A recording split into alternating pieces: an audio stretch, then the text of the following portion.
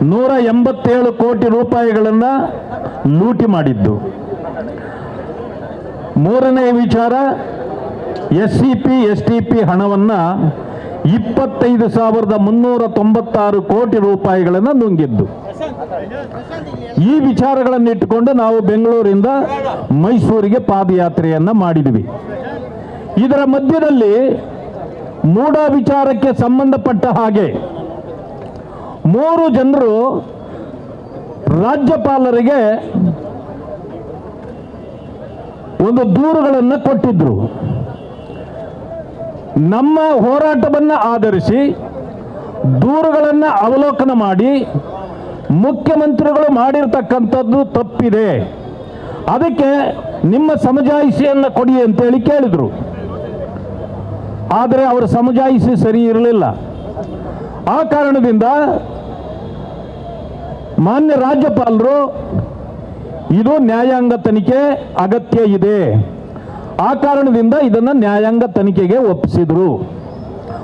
ಒಪ್ಪಿಸಿದ ಮೇಲೆ ಆಗಿರ್ತಕ್ಕಂಥ ವಿಚಾರಗಳನ್ನು ಅಷ್ಟೇ ನಾವು ಈಗ ಮಾತಾಡೋಣ. ಯಾರ್ಯಾರು ಏನೇನು ಮಾತಾಡಿದ್ರಿ? ದಿನೇಶ್ ಗುಂಡೂರಾವ್ ಅವರು, ಮಾನ್ಯ ಕೃಷ್ಣ ಬೈರೇಗೌಡರು, ಸಲೀಂ ಅಹಮದ್ ರವರು ಮತ್ತು ಉಳಿದಿರ್ತಕ್ಕಂಥ ಮುಖಂಡರುಗಳು ಮುಗ್ಗ ಮಾತಾಡಿದ್ದೀರಿ. ಜಮೀರ್ ಅಹಮದ್ ಅವರು ಎಲ್ಲ ನಾಲಾಯಕ್ ಗವರ್ನರ್ ಅಂತ ಹೇಳಿದ್ದೀರಿ. ನಾಲಾಯಕ್ ಹೇಳ್ಬೋದಾ ನೀವು? ಇದು ಬಿಡ್ರಿ, ಇದನ್ನು ಮೀರಿದ ಮಾನ್ಯ ಐವಾನ್ ಡಿಸೋಜಾ ಅವರು MLC ಅವರು ಏನು ಹೇಳಿದ್ರಿ? ಈ ಪಕ್ಕದ ದೇಶವಾಗಿರ್ತಕ್ಕಂಥ ಬಾಂಗ್ಲಾದೇಶದಲ್ಲಿ ಏನು ಪರಿಸ್ಥಿತಿ ಇವತ್ತು ಬಂದಿದೆಯೋ ಆ ಪರಿಸ್ಥಿತಿ ನಿಮಗೂ ಬರ್ತದೆ. ನಾವು ನಿಮ್ಮನ್ನು ಸುಮ್ಮನೆ ಬಿಡೋದಿಲ್ಲ, ನಾವು ರಾಜಭವನಕ್ಕೆ ನುಗ್ಗುತ್ತೇವೆ, ನುಗ್ಗಿ ನಿಮ್ಮನ್ನು ಅಲ್ಲಿಂದ ಅಟ್ಟಾಡಿಸಿ ಹೊಡೆದು ಓಡಿಸ್ತೇವೆ ಅಂತ ಹೇಳಿದ್ದೀವಿ. ಇದು ದೇಶದ್ರೋಹದ ಕೆಲಸ ಅಲ್ವಾ? ರಾಜಕಾರಣಿ ಅಲ್ಲ ಗವರ್ನರು, ಅವರೊಬ್ಬ ಸಂವಿಧಾನದ ಅಧಿಕಾರವನ್ನು ಹೊಂದಿರತಕ್ಕಂಥವ್ರು. ಅಂಥವರನ್ನು ನೀವು ನಾಲಾಯಕ್ ಅಂತಕ್ಕಂಥದ್ದಾಗಲಿ ಒಡೆದು ಓಡಿಸ್ತೇನೆ ಅಂತಂದರೆ ನೀವು ದೇಶದ್ರೋಹಿಯಾಗಿದ್ದೀರಿ. ನೀವು ಹೇಳಿದ ತಕ್ಷಣ ಪೊಲೀಸ್ನವರು ನಿಮ್ಮನ್ನು ಅರೆಸ್ಟ್ ಮಾಡಬೇಕಾಗಿತ್ತು. ನಾವು ಈಗಾಗಲೇ ಪೊಲೀಸ್ ಮಹಾನಿರ್ದೇಶಕರವರಿಗೆ ನಾವು ದೂರನ್ನು ಕೊಟ್ಟಿದ್ರು ಕೂಡ ಇನ್ನೂ ನೀವು ಮೀನಾಮೇಷ ಯಾಕೆ ಎಣಿಸ್ತಾ ಇದ್ದೀರಿ? ನಿಮ್ಮನ್ನು ತಡೀತಾ ಇರೋರು ಯಾರು? FIR ಯಾಕೆ ಹಾಕಿಲ್ಲ? ಅವರನ್ನು ಬಂಧಿಸಿಲ್ಲ ಯಾಕೆ? ಇದು ಪ್ರಶ್ನೆಗಳಿದೆ. ಇದೆಲ್ಲಕ್ಕಿಂತ ಮಿಗಿಲಾಗಿ ವಿಧಾನಸೌಧದಲ್ಲಿ ಪಾಕಿಸ್ತಾನ್ ಜಿಂದಾಬಾದ್ ಅಂತಕ್ಕಂಥ ನೀವು ಬಾಂಗ್ಲಾದೇಶದ ಪರಿಸ್ಥಿತಿ ಭಾರತ ದೇಶದಲ್ಲಿ ಬರ್ತದೆ ಅನ್ನೋದಾದ್ರೆ ಈ ಸರ್ಕಾರವನ್ನ ಅಥವಾ ಬರೀ ನ್ಯಾಯಾಂಗ ತನಿಖೆಗೆ ಕೊಡೋದಲ್ಲ, ಸಿದ್ದರಾಮಯ್ಯನವರ ಕಾಂಗ್ರೆಸ್ ಸರ್ಕಾರವನ್ನ ಇವತ್ತೇ ವಜಾಗೊಳಿಸಬೇಕು ಅಂತೇಳಿ ನಾನು ಮಾನ್ಯ ಗವರ್ನರ್ ಅವರನ್ನ ಮತ್ತು ಈ ದೇಶದ ಅಧ್ಯಕ್ಷರಾಗಿರ್ತಕ್ಕಂಥ ಮುರ್ಮು ಅವರನ್ನ ನಾನು ಇವತ್ತು ಆಗ್ರಹ ಪಡಿಸ್ತೇನೆ. ಯಾಕೆ ಅಂತಂದ್ರೆ ಇವರು ಆಡಳಿತ ಯೋಗ್ಯರಲ್ಲ. ಸಿದ್ದರಾಮಯ್ಯ ನಾನು ಕಪ್ಪು ಚುಕ್ಕೆನೇ ಇಲ್ಲ, ನನಗೆಲ್ಲ ಈ BJPಯವರು ಕಪ್ಪು ಚುಕ್ಕೆ ಇಡ್ಲಿಕ್ಕೆ ನೋಡ್ತಿದ್ದಾರೆ ಅಂತ. ಅಪ್ಪ, ಸಂಪೂರ್ಣವಾಗಿ ಭ್ರಷ್ಟಾಚಾರದಲ್ಲಿ ಮುಳುಗಿ ಕಪ್ಪು ಕಾಗಿ ಅಂತಾಗಿರುವ ನಿನ್ನಲ್ಲಿ ನಾವು ಯಾವ ರೀತಿ ಕಪ್ಪು ಚುಕ್ಕೆ ಹುಡುಕಲಿ ಹೇಳಪ್ಪ? ದಾರಿ ಆದರೂ ಹೇಳ್ರಿ. ನೀವು ಹೇಗೆ ಕಪ್ಪು ಚುಕ್ಕೆ ಹುಡ್ಕೋದು? ಹೋಗ್ಲಿ, ಕಪ್ಪು ಚುಕ್ಕೆ ಏನಾದರೂ ಹುಡ್ಕೋಣ ಅಂತಂದ್ರೆ ಈ ವೈಟ್ನರ್ ಬೇರೆ ಹಿಡ್ಕೊಂಡಿದ್ಯಾ ನೀನು? ಎಲ್ಲೆಲ್ಲಿ ಕಪ್ಪು ಚುಕ್ಕೆ ಇದೆಯೋ ಅಲ್ಲೆಲ್ಲ ವೈಟ್ನರ್ ಹಾಕ್ತಾ ಹೋದ್ರೆ ಎಲ್ಲಪ್ಪ ನಾವು ಕಪ್ಪು ಚುಕ್ಕೆ ಹುಡ್ಕೋದು ನಿನ್ನ ಹತ್ರ? ನಾವು ನೋಡ್ತಾ ಇದ್ದೀವಿ. ಆ ಲೆಟ್ರಲ್ಲಾದ್ರೂ ಏನಾದ್ರೂ ಹುಡ್ಕೋಣ ಅಂದ್ರೆ ಅದಕ್ಕೂ ವೈಟ್ನರ್ ಹಾಕ್ಬಿಟ್ಟಿದ್ಯಾ. ಇನ್ನೆಲ್ಲೆಲ್ಲಿ ವೈಟ್ನರ್ ಹಾಕಿದ್ಯೋ ಗೊತ್ತಿಲ್ಲ. ಈಗ ನಾವು ಇನ್ನು ವೈಟ್ನರ್ ಎಲ್ಲೆಲ್ಲಿ ಹಾಕಿದ್ಯೋ ಅಂತ ಹುಡುಕ್ಬೇಕೀಗ. ಇಂಥ ಪರಿಸ್ಥಿತಿಗೆ ನಮ್ಮನ್ನು ತಂದಿಟ್ಟಿದ್ಯಾ. ಇಲ್ಲಿಂದ ಮೈಸೂರುವರೆಗೆ ಪಾದಯಾತ್ರೆ ಮಾಡಿದ್ವಿ. ಇಲ್ಲೆಲ್ಲ ನನ್ನ ಅಣ್ಣ ತಮ್ಮಂದರು ಅಕ್ಕ ತಂಗಿಯರು ಎಲ್ಲರೂ ಪಾಪ ಬಂದಿದ್ರು. ನೀನು ಕಪ್ಪಾಗಿದ್ದೀಯ ಅಂತ ಇವರೆಲ್ಲ ಹೋರಾಟ ಮಾಡಿ ಅವ್ರಿಗೆ ಬಿಸಿಲಿಗೆ ಬೇರೆ ಕಪ್ಪಾಗಿಬಿಟ್ಟವ್ರು. ಇವರೆಲ್ಲ ಬಿಸಿಲಿಗೆ ಕಪ್ಪಾಗಿಬಿಟ್ಟವ್ರೆ. ಏನು ತಲೆ ಕೆಡಿಸ್ಕೊಬೇಡ ಅಕ್ಕ, ಫೇರ್ ಆ್ಯಂಡ್ ಲವ್ಲಿ ತಂದಿರ್ತಿದ್ದೀವಿ. ಇನ್ನೂ ಕಪ್ಪು ಅಂತಂದ್ರೆ ವೈಟ್ನರ್ ಹೆಂಗೂ ಸಿದ್ದರಾಮಯ್ಯನವ್ರು ಇಟ್ಟವ್ರಲ್ಲ, ಆ ವೈಟ್ನರ್ ಹಾಕಿ ಕಪ್ಪನ್ನು ಬೆಳಗ್ಗೆ ಮಾಡ್ಕೊಳ್ಳೋಣ, ಆದ್ರೆ ಚಿಂತೆ ಇಲ್ಲ. ಆದ್ರೆ ಸಿದ್ದರಾಮಯ್ಯ ರಾಜೀನಾಮೆ ಕೊಡೋವರೆಗೆ ನಾವು ವಿರಮಿಸೋದಿಲ್ಲ. ಎಷ್ಟೇ ಕಪ್ಪಾದ್ರೂ, ನಿನಗಿನ್ನ ಕಪ್ಪಾದ್ರೂ ಪರವಾಗಿಲ್ಲ, ನಿನ್ನ ವಿರುದ್ಧ ಹೋರಾಟ ಮಾಡಿ ಮತ್ತೆ ನಿಧಾನಕ್ಕೆ ಬೆಳಗಾಗ್ತದೆ. ಪ್ರಕೃತಿ ನಮ್ಮನ್ನು ಬೆಳಗ್ಗೆ ಮಾಡ್ತದೆ, ನಮಗೇನು ಚಿಂತೆ ಇಲ್ಲ. ನಾವು ಹೋರಾಟದಿಂದ ಕಪ್ಪಾಗ್ತೀವಿ, ಏನು ಚಿಂತೆ ಇಲ್ಲ. ನಿಮ್ಮ ಭ್ರಷ್ಟಾಚಾರದ ಕಪ್ಪನ್ನ ಅಳಿಸುವವರೆಗೆ, ನಿಮ್ಮನ್ನ ಮನೆಗೆ ಕಳಿಸುವವರೆಗೆ ನಾವು ವಿರಮಿಸಿದ ಇಲ್ಲ ಅಂತ ಹೇಳಿ ನಾನು ಹೇಳಲಿಕ್ಕೆ ಬಯಸ್ತೇನೆ. ಮಾನ್ಯ ಬಂಧುಗಳೇ, ಸೈಟ್ ಯಾರ್ದ್ರಿ? ಲಿಂಗ ಅನ್ನೋರ್ದು ಜಮೀನು 1935ರಲ್ಲಿ ಅವರು ಕೊಂಡ್ಕೊಂಡಿದ್ದಾರೆ. 60ರಲ್ಲಿ ಪಾಪ ಲಿಂಗ ತೀರ್ಕೊಂಡು ಹೋಗಿದ್ದಾರೆ. 90ರಲ್ಲಿ ಅವರ ಪತ್ನಿ ತೀರ್ಕೊಂಡು ಹೋಗಿದ್ದಾರೆ. 91, 92ರಲ್ಲಿ ಮೂಡಾದವರು ಆ ಜಮೀನನ್ನ ತಗೊಂಡಿದ್ದಾರೆ. 96, 97ರಲ್ಲಿ ಪರಿಹಾರನೂ ಕೊಟ್ಬಿಟ್ಟಿದ್ದಾರೆ. ಅದಾದ ನಂತರ ಅದರಲ್ಲೇ ಸೈಟ್ಗಳನ್ನು ಮಾಡಿ ಎಲ್ಲರಿಗೂ ಹಂಚಿಕೆನೂ ಮಾಡಿಬಿಟ್ಟಿದ್ದಾರೆ. ಮಾಡಿ ಆದಮೇಲೆ ನಿಮಗೆ ಎಲ್ಲಿ ಒಡೆಯಿತು ಈ ಬುದ್ಧಿ, ಅದನ್ನು ಡಿನೋಟಿಫಿಕೇಶನ್ ಮಾಡಿಸ್ತೀರಿ. 2005ರಲ್ಲಿ ನೀವು ಕೊಂಡ್ಕೊಳ್ತೀರಿ. ಅರೆ ನೀವೇ ಆವಾಗ ಉಪಮುಖ್ಯಮಂತ್ರಿ ಇದ್ರಿ, ಡಿನೋಟಿಫೈ ಮಾಡುವಾಗ ನೀವೇ ಉಪಮುಖ್ಯಮಂತ್ರಿ ಇದ್ರಿ. ಅದಾದ ಮೇಲೆ 2008, 2009ರಲ್ಲಿ ಅದನ್ನು ಕನ್ವರ್ಷನ್ ಮಾಡಿಸ್ತೀರಿ. ಜಮೀನೇ ಇಲ್ಲ ಅಲ್ಲಿ ಕನ್ವರ್ಷನ್ ಮಾಡಿಸ್ತೀರಿ. ಅದೆಂಥ ಅಧಿಕಾರಿಗಳು ಗೊತ್ತಿಲ್ಲ, ನಿಮ್ಮ ಮಾತು ಕೇಳಿ ಪಾಪ ಇವತ್ತು ಸಿಕ್ಕಾಕೊಂಡು ನರಳ್ತಾ ಇದ್ದಾರೆ. ಅವರೆಲ್ಲರೂ ಕೂಡ ಜೈಲಿಗೆ ಹೋಗ್ತಾರೆ, ಅವರು ಕೂಡ ಜೈಲಿಗೆ ಹೋಗ್ತಾರೆ. ಆದರೆ ಕುಂಕುಮ ಭಾಗ್ಯ ಅಂತೇಳಿ ಕೊಟ್ಟರಲ್ಲ ಅವರು, ಆಗ ಎಲ್ಲೋಗಿತ್ತಪ್ಪ ನಿನ್ನ ಇದು ಬುದ್ಧಿ? ಆವಾಗ ಏನು ಮಾಡ್ತೀರಿ ನೀವು? ನಮ್ಮದು ಜಮೀನು ಅಂತ ಕೊಡ್ತೀರಿ. ನಿಮ್ಮ ಜಮೀನು ಆ ಮೂಡಾದವ್ರು ತಗೊಂಡೇ ಇಲ್ಲ ನಿಮ್ದು ಯಾವುದು ಜಮೀನು. ಲಿಂಗ ಅವ್ರ ಜಮೀನಿಗೆ ಪರಿಹಾರ ಪಡೆಯಲಿಕ್ಕೆ ನೀವೇನು ಲಿಂಗನ ಕೊಟ್ಟಿದ್ದೀರಪ್ಪ? ಆ ಲಿಂಗಣ್ಣನಿಗೆ ಯಾರಾದ್ರೂ ಹುಟ್ಟಿದ್ರೆ ಅವ್ರಿಗೆ ಅಧಿಕಾರ ಇದೆ. ಲಿಂಗಣ್ಣ ಅಂತೀನಿ ದೊಡ್ಡವರು ಅಂತ, ಲಿಂಗ ಅಂತ ಅದು ಇದರಲ್ಲಿರೋದು ಪೇಪರಲ್ಲಿ. ಆ ಲಿಂಗನ ವಂಶಸ್ಥರು ಅವ್ರಿಗೆ ಹುಟ್ಟಿರೋರಿಗೆ ಅಧಿಕಾರ ಇದೆ. ಅರೆ ಅವ್ರಿಗೆ ಹುಟ್ಟಿದ್ರೆ ಕೇಳ್ಬೋದು, ನೀವು ಕೇಳ್ಬೋದು, ನಮ್ದೇನು ಅಭ್ಯಂತರ ಇಲ್ಲ. ಆದರೆ ಅವ್ರು ಕೇಳೇ ಇಲ್ಲ, ನೀವು ಕೇಳಿದ್ದೀರಿ, ನಿಮಗೆ ಹೆಂಗೆ ಬರ್ತದೆ ಅಧಿಕಾರ? ಅದಾದ ಮೇಲೆ ಯಾರು ಅಧಿಕಾರಿಗಳು ಬೇಕು, ನಿಮಗೆ ಯಾರು ಚೇರ್ಮನ್ ಬೇಕು ಅವ್ರನ್ನೆಲ್ಲ ಹಾಕ್ಕೊಂಡು ರೆಸೊಲ್ಯೂಷನ್ ಮಾಡಿದ್ರಿ. ರೆಸೊಲ್ಯೂಷನ್ ಮಾಡಿಬಿಟ್ಟು ಈಗ ಹೇಳ್ತಾರೆ ನಮ್ಮದು ಅಧಿಕಾರ ಇದೆ. ನಮ್ಮದು ಎಲ್ಲಿಂದಪ್ಪ ನಮ್ಮದು? ಇದು ಯಾವುದೇ ಕಾರಣಕ್ಕೆ ನಿಮ್ಮದು ಆಗಲಿಕ್ಕೆ ಸಾಧ್ಯ ಇರಲಿಲ್ಲ. ಇದನ್ನು ನೀವು ಇವಾಗ ನಮ್ಮದು ಅಂತ ಹೇಳ್ತಾ ಇದ್ದೀರಿ. ಆದರೆ ನೀವು ಅಧಿಕಾರ ಮಾಡೋರು, ಮುಖ್ಯಮಂತ್ರಿಗಳಾಗಿರ್ತಕ್ಕಂಥ ನೀವು, ಹೌದಲ್ಲ? ಲಿಂಗನಗುಟ್ಟಿರೋರಿಗೆ ಜಮೀನು ಹಕ್ಕಿದೆ, ಅವ್ರಿಗೆ ಕೇಳ್ಬೋದು, ಬೇರೆಯವ್ರಿಗೆ ಸಿಗಕ್ಕೆ ಬರೋದಿಲ್ಲ. ಇಲ್ಲ, ನಾನು ಹುಟ್ಟಿದ್ದೀನಿ ಅನ್ನೋರು ಯಾರಾದರೂ ಅಪ್ಲಿಕೇಶನ್ ಹಾಕ್ಕೊಳ್ಳಿ, ನಮಗೇನು. ಆದರೆ ಒಂದು ಮಾತನ್ನು ನಾನು ಹೇಳ್ತೇನೆ, ನೀವು ಆಗಿರೋರು ನಿಮಗೆ ಅರ್ಥ ಆಗೋದಿಲ್ವಾ? ಒಂದು ಸಾರಿ ಆ ಜಮೀನು ಸರ್ಕಾರಿ ಜಮೀನಾದರೆ, ಅಂದರೆ 6(1) ನೋಟಿಫಿಕೇಶನ್ ಆದಮೇಲೆ ಅದು ಸರ್ಕಾರಿ ಜಮೀನು, ಅದನ್ನು ಪರ್ಚೇಸ್ ಮಾಡಿದ್ದೀರಲ್ಲ, ನಿಮಗೆ ತಲೆಯಲ್ಲಿ ಏನಾದರೂ ನಿಮ್ಮ ಮಂಡೆಯಲ್ಲಿ ಬುದ್ಧಿ ಉಂಟಾ ಮಾರಾಯರೇ? ನಿಮ್ಮ ಮಂಡೆಯಲ್ಲಿ ಬುದ್ಧಿ ಉಂಟಾ? ಇಲ್ಲ. ಇವತ್ತು ನೋಡಿ ಯಾವ ಪರಿಸ್ಥಿತಿ ಬಂದಿದೆ ನಿಮಗೆ. ನಾನು ಬಹಳ ನಿಷ್ಠಾವಂತ, ಅಕ್ಕ ಹೇಳ್ತಿದ್ರಲ್ಲ, ನಾನು ಹುಲಿಯ ಅಂತಂದಾಗ ಯಾರೋ ಹುಲಿಯ ಅಂದಿದ್ದಕ್ಕೆ ಆ ಹುಲಿಯ ಅಂದ ತಕ್ಷಣ ಏನು ಖುಷಿ ಪಡ್ತಾ ಇದ್ರು.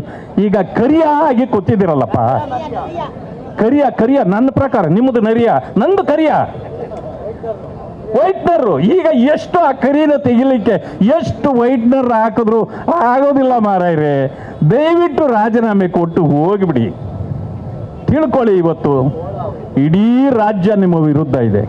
ಪಾಪ ನಾನು ನಿನ್ನೆ ಕೆಲವು ನಮ್ಮ ಸಭಾ ಗುರುಗಳೆಲ್ಲ ಬಂದಿದ್ದರು ಸಪೋರ್ಟಾಗಿ. ಗುರುಗಳೇ ನೀವು ಸಿದ್ದರಾಮಯ್ಯನಿಗೆ ಸಪೋರ್ಟ್ ಮಾಡೋದಾದರೆ ನಮ್ಮದು ಏನೂ ಅಡ್ಡಿ ಇಲ್ಲ. ಆ ಗುರುಗಳು ನಾವು ಭಕ್ತಿಯಿಂದ ಅವರನ್ನು ಪೂಜೆ ಮಾಡ್ತಕ್ಕಂಥವ್ರು. ನೀವು ರಾಜಕೀಯಕ್ಕೆ ಬರಬಾರ್ದಾಗಿತ್ತು. ಇದು ನಾನು ನಿಮ್ಮನ್ನೊಂದು ಪ್ರಶ್ನೆ ಕೇಳ್ತೇನೆ. ನಾವು ತೆಗೆದುಕೊಂಡಿರ್ತಕ್ಕಂಥ 3 ವಿಚಾರಗಳು, ಅದು SCP TSP ಹಣ ಇರ್ಬೋದು, ವಾಲ್ಮೀಕಿ ಹಗರಣ ಇರ್ಬೋದು, ಮೂಢ ಹಗರಣ ಇರ್ಬೋದು, ಇವೆಲ್ಲವೂ ದಲಿತ ಸಮುದಾಯಗಳಿಗೆ ಸೇರಿದ್ದು. ಕಾಂಗ್ರೆಸ್ ಪಾರ್ಟಿ ದಲಿತರ ಸಮಾಧಿ ಮಾಡ್ತಾ ಇದ್ರೆ ಸ್ವಾಮೀಜಿಗಳೇ ನೀವು ಯಾಕೆ ಸಮಾಧಿ ಮೇಲೆ ಬಂದು ಕುತ್ಕೋತಾ ಇದ್ದೀರಿ? ಯಾಕೆ ಅವ್ರಿಗೆ ಸಪೋರ್ಟ್ ಮಾಡ್ತಾ ಇದ್ದೀರಿ? ಆ ಬಡ ಜನರಿಗೆ ಆಗಿರ್ತಕ್ಕಂಥ ಅನ್ಯಾಯವನ್ನು ನೀವು ಯಾಕೆ ಪ್ರಶ್ನೆ ಮಾಡ್ತಾ ಇಲ್ಲ? ನೀವೇ ಹೇಳ್ಬೋದಲ್ಲ ತಪ್ಪು ಮಾಡಿದ್ದೀರಿ ಸಿದ್ದರಾಮಯ್ಯನವರೇ, ಇದು ಸರಿ ಇಲ್ಲ, ದಯವಿಟ್ಟು ಆ ಸೈಟ್ಗಳನ್ನ ವಾಪಸ್ ಕೊಟ್ಬಿಡಿ. ಆಗ ನಿಮ್ಮ ಕಪ್ಪು ಚುಕ್ಕೆ ಭವಿಷ್ಯ ಹೋಗ್ಬಿಡ್ಬೋದು. ಹೋಗೋದಿಲ್ಲ, ಹೇಳ್ತೀನಿ ಮುಂದಕ್ಕೆ, ಹೋಗ್ಬಿಡ್ಬೋದು ಅಂತ ಯಾವ್ದು ಹೇಳ್ಬೇಕಾಗಿತ್ತು. ಆ ದಲಿತರ ಹಣ ವಾಪಸ್ ಕೊಟ್ಬಿಡಿ ಅವರಿಗೆ ಹೇಳ್ಬೋದಾಗಿತ್ತು. ನೀವು ಹೇಳಲಿಲ್ಲ. ಇಲ್ಲಿ ಪ್ರಶ್ನೆ ಇರೋದು 14 ಸೈಟ್ ಅಲ್ಲ, ಇದನ್ನ ಅರ್ಥ ಮಾಡ್ಕೊಳ್ಬೇಕಲ್ರು. ಇಲ್ಲಿ 14 ಸೈಟು. ಹೆಬ್ಲಾಟ್ ವಾಚ್ದೊಂದು ಬಂದಿತ್ತು, ಗೊತ್ತಿರ್ಬೇಕು ನಿಮಗೆ. ಯಾರೋ ಹೆಬ್ಲಾಟ್ ವಾಚನ್ನು ಕದ್ದುಬಿಟ್ಟಿದ್ರು. ಅದನ್ನ ಬಹಳ ಈ ರಾಜ್ಯದ ಪ್ರಥಮ ಪ್ರಜೆ ಅಲ್ವೇ, ಅವರು ಕೊಟ್ಟರೆ ನಮಗೆ ಒಳ್ಳೆ ಹೆಸರು ಬರ್ತದಂತ ಯಾರೋ ಕಳ್ಳ ಒಂದು ವಾಚನ್ನು ತಂದು ಮುಖ್ಯಮಂತ್ರಿಗಳಿಗೆ ಕೊಟ್ಬಿಟ್ಟ. ಅವ್ರು ಹಾಕ್ಕೊಂಡು ಮೆರಿತಾ ಇದ್ರು. ಅದನ್ನ ಈ ಕುಮಾರಸ್ವಾಮಿ ಅಂತವ್ರು ಯಾರೋ ಕಂಡಿಡ್ದ್ಬಿಟ್ಟು ಅರೆ ಈ ಕದ್ದು ವಾಚನ್ ತಂದು ಇವ್ರು ಹಾಕ್ಕೊಂಡು ಓಡಾಡ್ತವ್ರೆ ಅಂತ ಕೇಳಿದ್ರು. ಬಹಳ ತೊಂದರೆ ಶುರುವಾಯ್ತು ಅವ್ರಿಗೆ. ಇಮಿಡಿಯೇಟ್ಲಿ ಇಲ್ಲ, ಅದು ಅಲ್ಲಿ ಬಂತು, ನನಗೆ ಇವ್ರು ಕೊಟ್ಟರು, ಏನೇನು ಸೊಬು ಹೇಳಿದ್ರು ಆಗಲ್ಲ. ಕೊನೆಗೇನಾಯಿತು, ಅದು ಪ್ರೂವ್ ಆಗೋ ಪರಿಸ್ಥಿತಿ ಬಂದಾಗ ಹೋದ್ರು ಸ್ಪೀಕರ್ಗೆ ಹೇಳಿ ಹ್ಯಾಬ್ಲಾಟ್ ವಾಚನ್ನು ತಂದು ಈ ಅಸೆಂಬ್ಲಿಯಲ್ಲಿ ಸರೆಂಡರ್ ಮಾಡಿಬಿಟ್ರು. ಈಗ ಅದನ್ನ ಅಸೆಂಬ್ಲಿಯಲ್ಲಿ ಇಟ್ಕೊಂಡು ಕೂಡ್ತಾವ್ರೆ. ಈ 14 ಸೈಟ್ಗಳನ್ನು ಅದೇ ರೀತಿ ಮಾಡಿಬಿಡೋಣ ಅಂತ ತಿಳ್ಕೊಂಡ್ರು. ಈ ಸೈಟ್ಗಳನ್ನ ಕೊಟ್ಬಿಟ್ರೆ ನಾನು ಖುಲಾಸೆ ಆಗೋಗ್ತೀನಿ ಅಂತ. ಆಗೋದಿಲ್ಲ.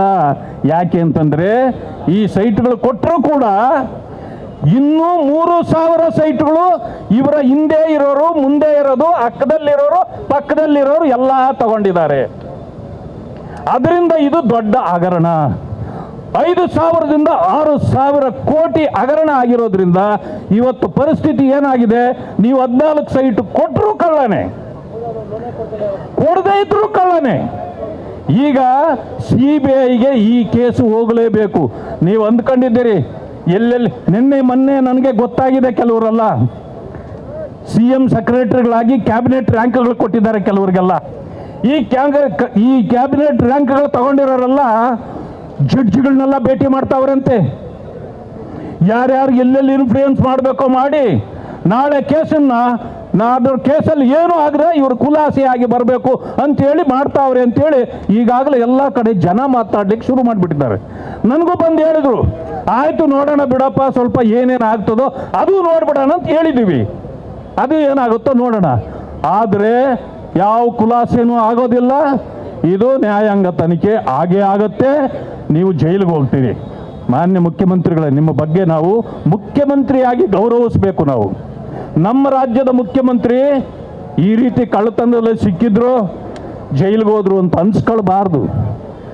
ಅದು ಕೇಜ್ರಿವಾಲ್ಗಿರಲಿ, ನಮಗೆ ಬೇಡ ಅದು. ನೀವು ಕರ್ನಾಟಕದ ಮುಖ್ಯಮಂತ್ರಿ, ಈ ಕನ್ನಡ ನಾಡಿಗೆ ನೀವು ಕಳಂಕ ತರಬೇಡಿ. ಕೇಜ್ರಿವಾಲ್ ಆಗೋದು ಬೇಡ. ನೀವು ದಯವಿಟ್ಟು ಅರ್ಥ ಮಾಡ್ಕೊಳ್ಳಿ. ಇದರಲ್ಲಿ ನೀವು ಸಿಕ್ಕಿ ಬಿದ್ದಿದ್ದೀರಿ.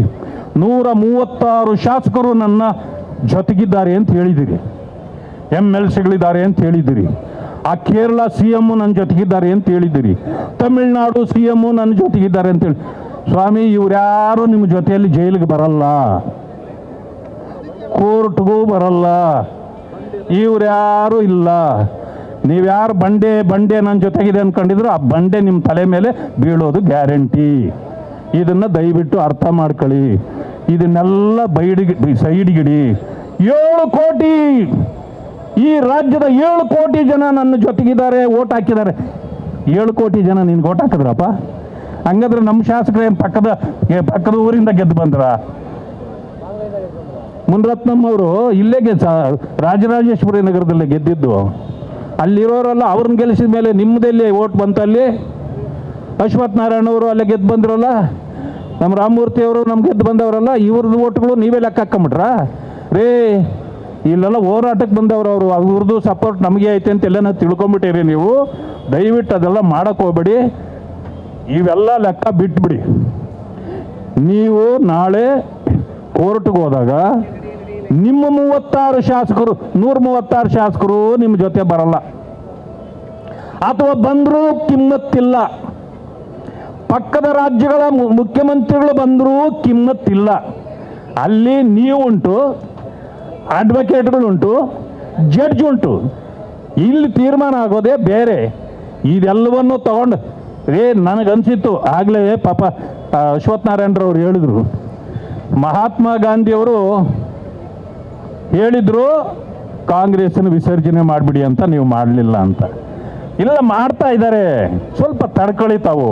ಅಲ್ಲಿ ಏನಾಗಿದೆ ನೋಡಿ, ಮಹಾತ್ಮ ಗಾಂಧಿ ಹೆಸರನ್ನು ಇಟ್ಕೊಂಡು ಹೊರಟರು. ಅಲ್ಲಿವರೆಗೂ ಸ್ವಲ್ಪ ಅಷ್ಟೋ ಇಷ್ಟೋ ಪರವಾಗಿಲ್ಲ, ಚೆನ್ನಾಗಿ ನಡ್ಕೊಂಡು ಹೋಗ್ತಿತ್ತು. ಯಾವಾಗ ಆ ಗಾಂಧಿನ ಬಿಟ್ಬಿಟ್ಟು ಮಹಾತ್ಮ ಗಾಂಧಿನ ಈ ನಕಲಿ ಗಾಂಧಿಗಳ ಹೆಸರು ಇಟ್ಕೊಂಡು ಈ ರಾಹುಲ್ನಿಂದ ಹೊರಟ್ಬಿಟ್ರಲ್ಲ ಇವರು, ಈಗ ಪ್ರಶ್ನೆ ಬಂದಿರೋದು ಆ ರಾಹುಲ್ ಗಾಂಧಿ ಪರಿಸ್ಥಿತಿ ಏನಾಗಿದೆ ಅಂತಂದ್ರೆ, ಎಲ್ಲಿ ಹೋದ್ರೂ ಟ್ರೋಲ್ ಮಾಡ್ತಾರ ಜನ. ಯಾಕೆಂದ್ರೆ is not up to the standards. ಪಾಪ ನೋಡಿ, ಅಕ್ಕ ಹೇಳಿದ್ರು ಪಾಪ ಅವರು. ಆದ್ರಿಂದಾಗಿ ಅವರು ಅಪ್ ಟು ದಿ ಲೆವೆಲ್ ಇಲ್ಲ, ಮಾರ್ಕ್ಗೆ ಬಂದಿಲ್ಲ, ಇನ್ನೂ ಹುಡುಗಾಟಿಕೆಯಲ್ಲೇ ಇದೆ. ಪಾಪ ಅವ್ರ ತಾಯಿ ಇವರೆಲ್ಲ ಸೇರಿ ಹೆಂಗಾದ್ರೂ ಮಾಡಿ ಆ ಬಲೂನ್ಗೆ ಗಾಳಿ ತುಂಬಿಸಿ ಮೇಲೆ ಏರಿಸ್ಬೇಕು ಅಂತಾರ, ಅದು ಹೋಗೋದೇ ಇಲ್ಲ, ಹಂಗೆ ಎಳೆದು ಬಿಡ್ತದೆ. ಮತ್ತೆ ಇಂಥ ಪರಿಸ್ಥಿತಿ ಇದ್ದ ಇವರೆಲ್ಲರೂ ಅವ್ರನ್ನ ದೇವ್ರು ಮಾಡ್ಕೊಂಡ್ಬಿಟ್ಟಿದ್ದಾರೆ ಈ ಕಾಂಗ್ರೆಸ್ನವ್ರು ಇಲ್ಲಿ ಕರ್ನಾಟಕದಲ್ಲಿ. ಅದರಿಂದನೇ ಪರಿಸ್ಥಿತಿ ಇವ್ರದೆಲ್ಲ ಹಿಂಗಾಗಿರೋದು. ಅದರಿಂದ ಅವರು ನಿಮ್ಮ ರಕ್ಷಣೆಗೆ ಬರೋಕ್ಕಾಗೋದಿಲ್ಲ. ಮಾನ್ಯ ಖರ್ಗೆ ಅವರಲ್ಲಿ ಒಂದು ಪ್ರಶ್ನೆ ಕೇಳ್ತೇನೆ. ನಮ್ಮ ಹೋರಾಟ ಇರೋದು ದಲಿತರ ಪರವಾಗಿ ಹೋರಾಟ.